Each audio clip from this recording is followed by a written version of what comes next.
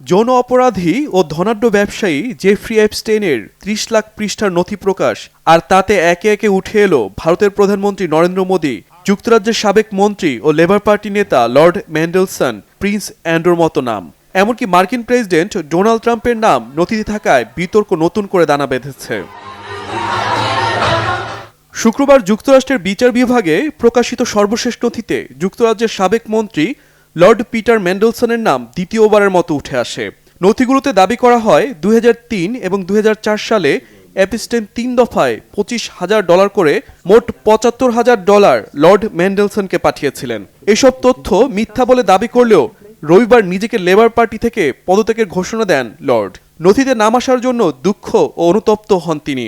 এর আগে জেফ্রি এপস্টেইনের সঙ্গে অতীত সম্পর্কের অভিযোগে যুক্তরাষ্ট্রে ব্রিটিশ রাষ্ট্রদূতের পদ থেকেও সরিয়ে দেওয়া হয় তাকে। জেফ্রি এপস্টেইনের বিতর্কিত নথিতে নাম আছে ব্রিটিশ রাজা তৃতীয় চার্লসের ভাই অ্যান্ড্রু মাউন্টব্যাটেনের। জেফ্রি এপস্টেইন গৃহবন্দী দশা থেকে মুক্তি পাওয়ার পরপরই তাকে বাকিংহাম প্যালেসে আমন্ত্রণ জানিয়েছিলেন অ্যান্ড্রু। এছাড়া প্রিন্স অ্যান্ড্রুর সাথে সময় কাটানোর জন্য এক নারীকে যুক্তরাজ্যে পাঠিয়েছিলেন জেফ্রি এপস্টেইন। যদিও এসব অভিযোগের পক্ষে বিপক্ষে বিতর্ক রয়েছে।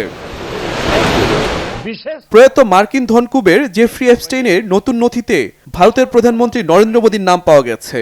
এতে বলা হয়েছে, নরেন্দ্র মোদী মার্কিন প্রেসিডেন্ট ডোনাল্ড ট্রাম্পের পরামর্শ মেনে ২০১৭ সালে ইসরায়েল সফর করেছিলেন এবং ট্রাম্পের স্বার্থে ইসরায়েলে নেচে গিয়ে বিনোদন দিয়েছেন। এই নথি প্রকাশ্যে আসার পর ভারতীয় কংগ্রেস প্রধানমন্ত্রী মোদীর স্বচ্ছতা নিয়ে প্রশ্ন তুলেছে, সরকারের কাছে আনুষ্ঠানিক ব্যাখ্যারও দাবি করেছে।